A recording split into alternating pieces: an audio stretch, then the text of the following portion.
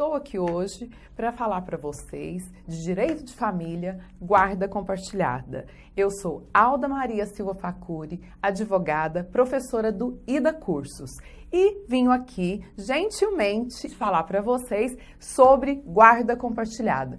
Tema que está sendo muito controvertido, muito discutido, então eu achei de suma importância vir falar dele para vocês. Então, vamos começar?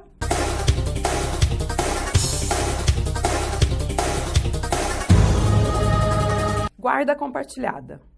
Inicialmente, a lei conhecida como a Lei da Guarda Compartilhada é a de número 11.698, de 13/6/2008, que alterou os artigos 1583 e 1584 da Lei 10.406, que é o nosso Código Civil atual, que disciplinou a guarda compartilhada. Assim, ficou descrito o artigo 1583. A guarda será unilateral ou compartilhada. Seu parágrafo 1º. Compreende-se por guarda unilateral atribuída a um só dos genitores ou alguém que o substitua. E por guarda compartilhada, a responsabilização conjunta e o exercício de direitos e deveres do pai e da mãe que não vivam sob o mesmo teto, concernentes ao poder familiar dos filhos em comum. Parágrafo 2º desta mesma lei. A guarda unilateral será atribuída ao genitor que revele melhores condições para exercê-la e, objetivamente, mais aptidão para propiciar os filhos os seguintes fatores: afeto nas relações com o genitor e com o grupo familiar, saúde e segurança, educação. Eu quero que vocês prestem bastante atenção nesse parágrafo, porque nele nós vamos nos deter várias vezes nesse vídeo.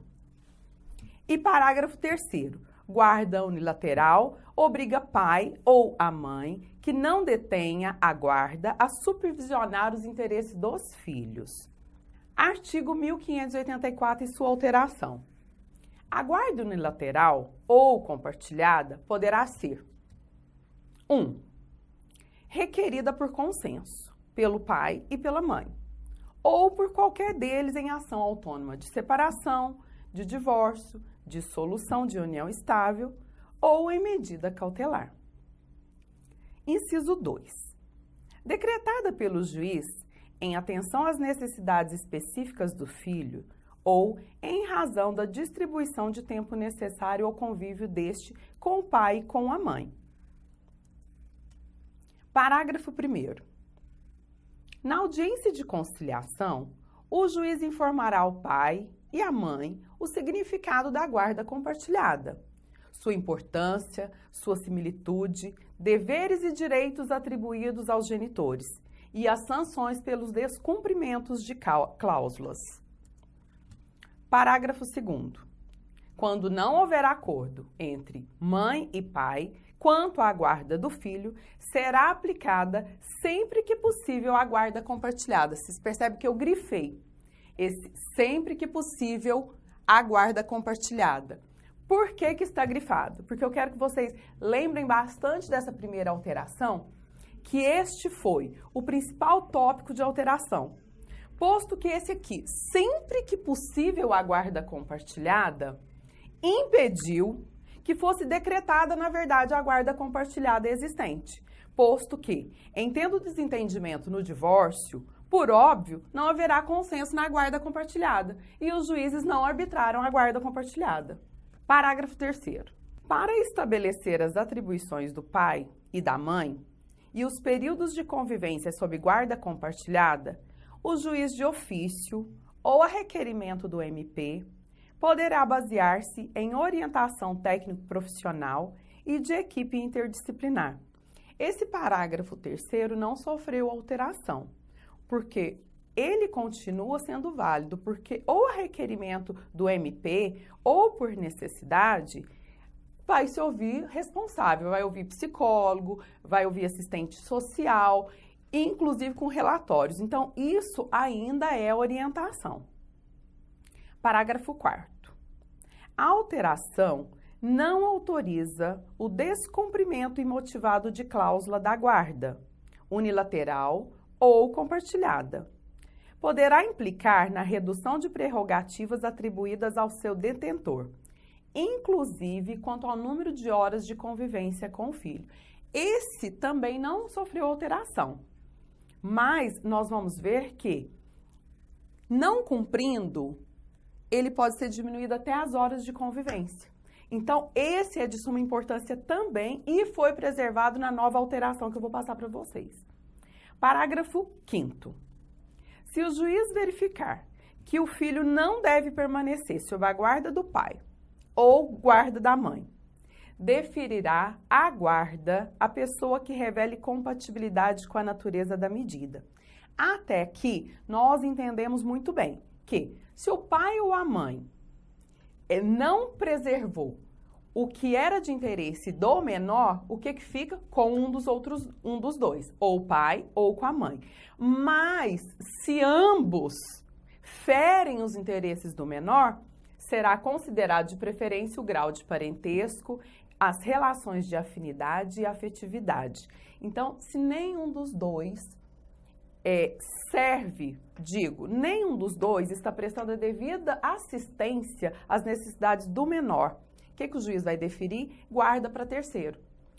Visando primeiro, grau de parentesco, que é avô, vó, a madrinha, a tia, ou relação de afinidade, se não tiver nenhum desses. A afinidade pode ser aquele que melhor se identifica com a compatibilidade da natureza da medida. O que é essa natureza da medida?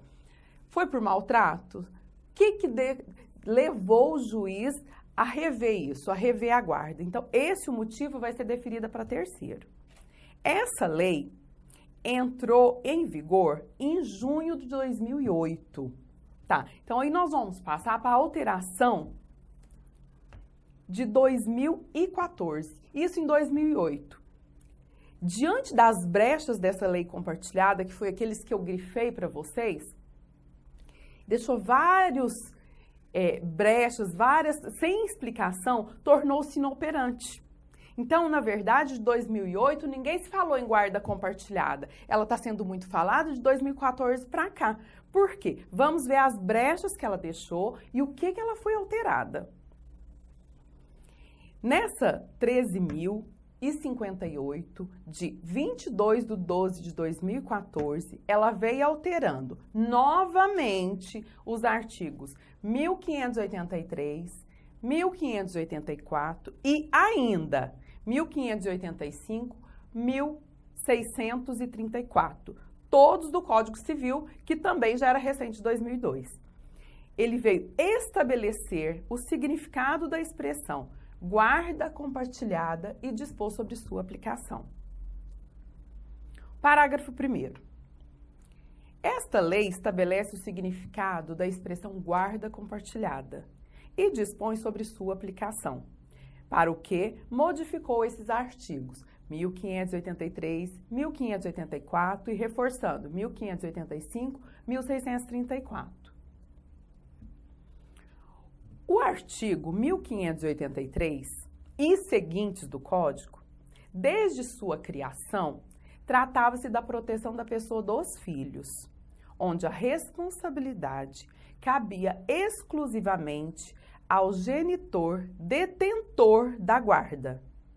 Mas já vinha em desalinho, na minha opinião pessoal, com os artigos 1632 e 1635. Vejamos, o 1583 fala da proteção da pessoa dos filhos, mas ele falava que só tinha exclusividade na responsabilidade quem detinha a guarda do menor.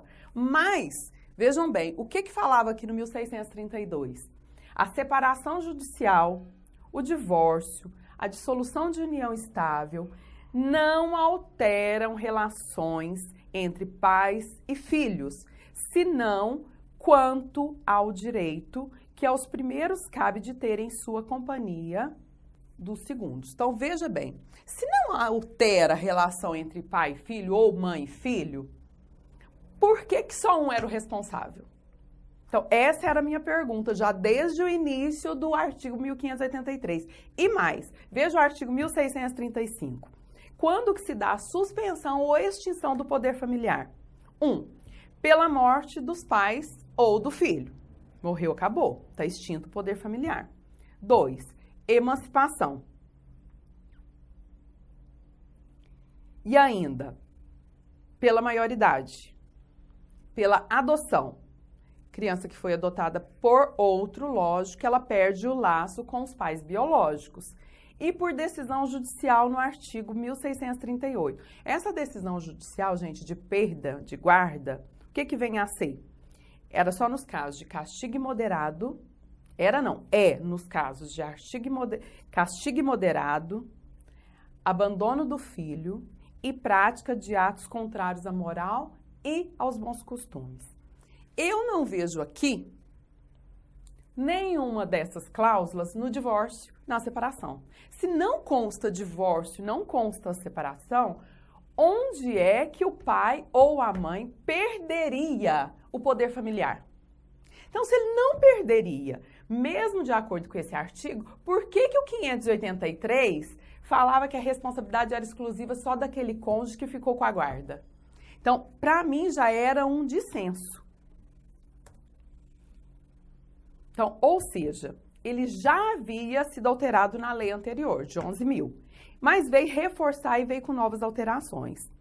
O parágrafo 1º não se teve alteração nenhuma. Então, prevaleceu aquela de 2008. Vamos lá, vamos repetir para ficar bem reforçado. Parágrafo 1º. Compreende-se por guarda unilateral atribuída a somente um dos genitores ou alguém que o substitua.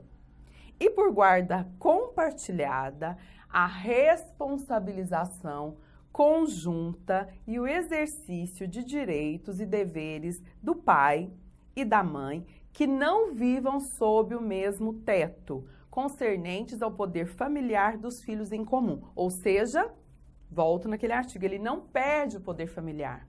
Por quê? Porque ele não deu causa à extinção do poder familiar. Então, ele tem e continua preservada a sua responsabilidade. Então, guarda compartilhada é aquela em que os genitores vão decidir todas as questões dos filhos em conjunto. Mudança de escola, forma de educação, tratamento médico, tudo é de forma compartilhada. Não era assim?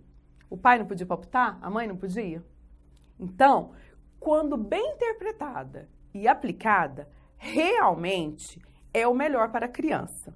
Mas cada caso é um caso, pois a visão da lei e dos tribunais é a garantia do melhor para o desenvolvimento da criança. Então, essa é a lei, guarda compartilhada. Mas nós vamos verificar no próximo bloco que cada caso é um caso. Guarda compartilhada é a lei, é a atualidade dos nossos tribunais. Mas quando ela deve ser aplicada? Nós voltamos já já.